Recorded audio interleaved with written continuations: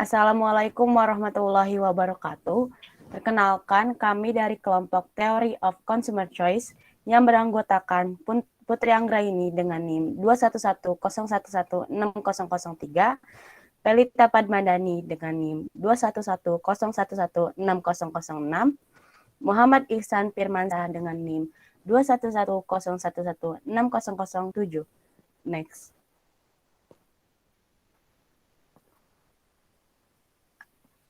Di sini saya akan menjelaskan sedikit tentang teori pilihan konsumen. Teori pilihan konsumen adalah teori ekonomi mikro yang menghubungkan kurva permintaan konsumen dengan preferensi konsumen. Pilihan konsumen tidak hanya bergantung pada kepuasan utilitas produk, tetapi juga pada garis anggaran mereka.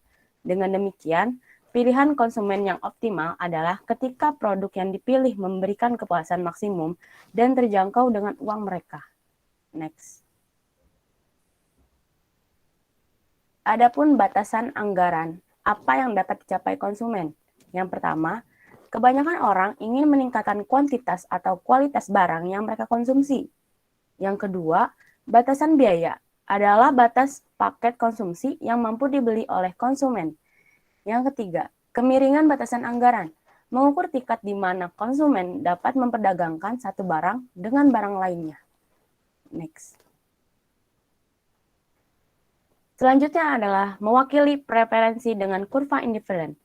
Kurva indiferen adalah kurva yang menunjukkan bundel konsumsi yang memberikan konsumen tingkat kepuasan yang sama.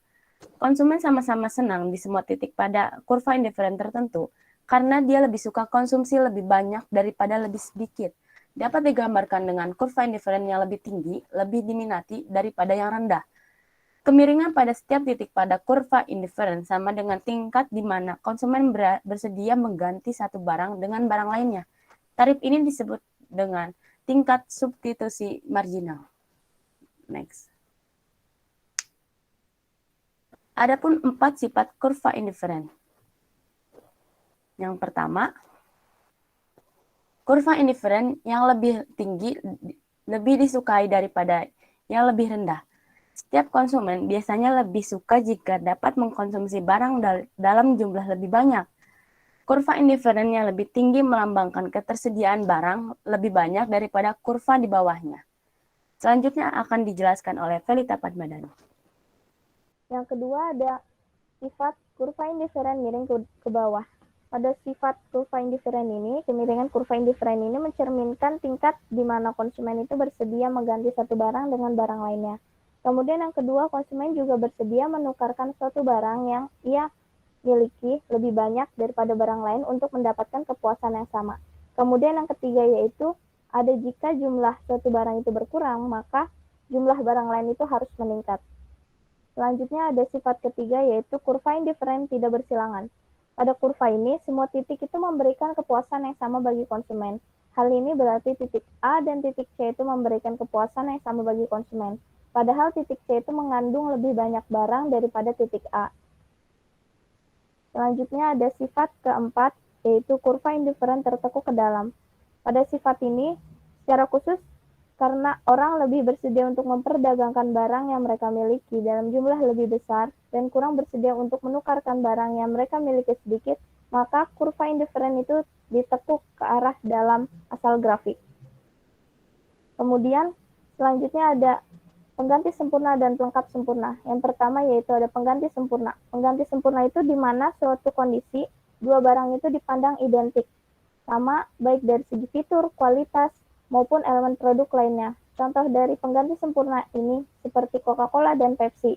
Karena keduanya ini merupakan minuman bersoda, maka dari itu jika Coca-Cola tidak ada, maka Pepsi bisa menggantikannya. Selain itu seperti motor Yamaha dan juga Honda.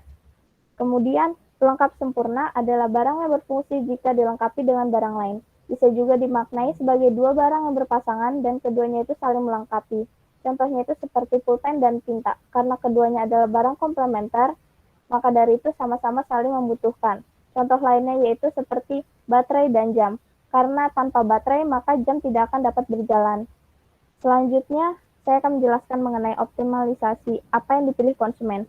Dalam pemilihan optimal ini, ketika produk yang dipilih itu memberikan kepuasan maksimum dan terjangkau dengan uang mereka, maka konsumen dapat memilih titik batasan anggaran yang terletak pada kurva indiferen yang tertinggi. Jadi pada titik ini yang disebut optimum, yaitu tingkat substitusi marginal itu sama dengan harga relatif kedua barang tersebut. Contohnya seperti harga harga tingkat marginal dari Pepsi dan juga pizza.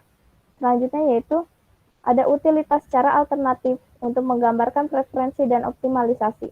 Utilitas itu merupakan sebuah ukuran abstrak atas kepuasan dan kesenangan yang diterima oleh konsumen dari sejumlah barang. Kurva indiferen ini dan juga konsep utilitas itu berkaitan erat, karena konsumen itu lebih menyukai titik-titik pada kurva indiferen yang lebih tinggi, maka kelompok pada barang kurva indiferen itu lebih memberikan kegunaan yang lebih pula. Selanjutnya akan dijelaskan oleh teman saya, Iksan. Baik, selanjutnya ada efek pendapatan dan efek substitusi. Nah, apa sih perbedaan dari efek pendapatan dan efek substitusi? Yang pertama kita jelaskan tentang efek pendapatan. Efek pendapatan adalah perubahan permintaan untuk barang atau jasa yang disebabkan oleh perubahan pendapatan real yang mencerminkan daya beli konsumen. Sedangkan efek substitusi adalah kecenderungan konsumen untuk menggantikan barang yang lebih murah dan menjauhi barang yang lebih mahal. Jadi, jika harga barang naik, konsumen akan cenderung membeli barang mengganti. Contohnya, seperti Coca-Cola dan Pepsi. Jika harga Coca-Cola naik, maka konsumen lebih cenderung membeli Pepsi yang harganya lebih murah dibanding Coca-Cola. Next.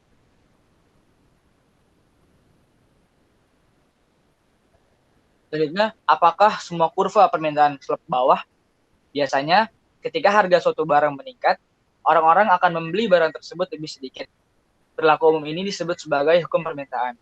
Hukum permintaan ini ditunjukkan dalam bentuk kurva permintaan yang miring ke bawah. Bagaimanapun juga, dari sudut pandang teori ekonomi, kurva permintaan bisa saja miring ke atas. Konsumen mungkin saja melanggar hukum permintaan dan membeli suatu barang lebih banyak ketika harga barang itu naik. Next.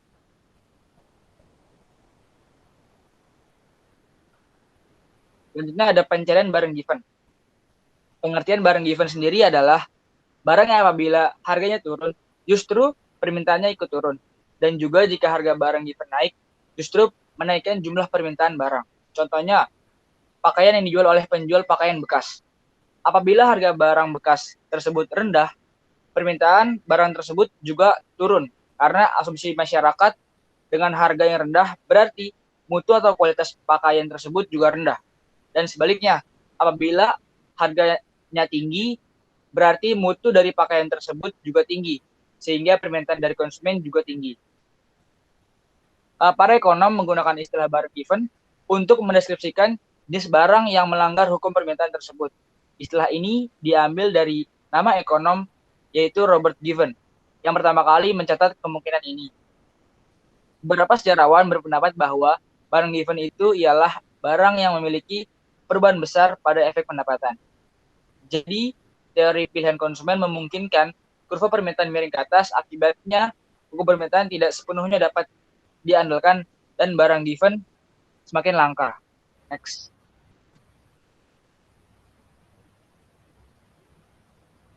Nah, bagaimana sih upah mempengaruhi tenaga kerja gitu? Kita lebih baik mempertimbangkan terlebih dahulu efek substitusinya.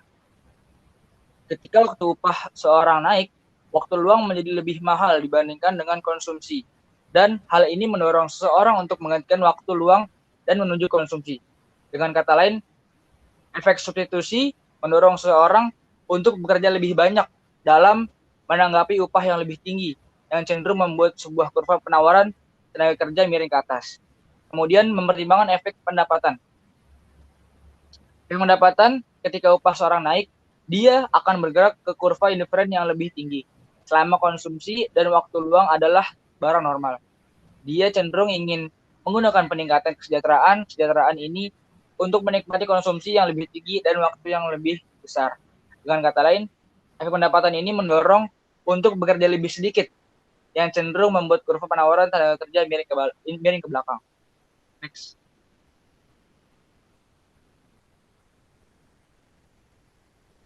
Nah, bagaimana suku bunga mempengaruhi tabungan rumah tangga?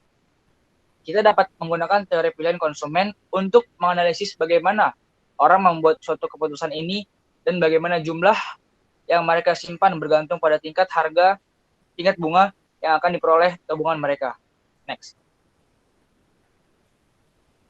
Nah, ini ada contohnya, yaitu saat seorang pekerja yang berencana pensiun harus memiliki pertimbangan putusan yang tepat. Nah, pertama-tama pertimbangan terlebih dahulu efek substitusinya. Ketika tingkat bunga naik, konsumsi saat tua menjadi lebih murah dibandingkan konsumsi saat muda. Oleh karena itu, efek substitusi mendorongnya untuk mengonsumsi lebih banyak ketika tua dan lebih sedikit ketika muda. Dengan kata lain, efek substitusi mendorongnya untuk menabung lebih banyak. Namun sekarang juga kita mempertimbangkan dari efek pendapatannya. Ketika bunga naik, orang tersebut bergerak kurva indiferen yang lebih tinggi. Dengan kata lain, efek pendapatan mendorongnya untuk menabung lebih sedikit.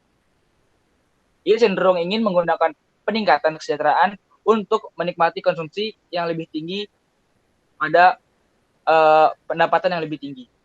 Boleh next. Nah, sekian dari kelompok kami. Kurang lebihnya mohon maaf. Assalamualaikum warahmatullahi wabarakatuh. Assalamualaikum.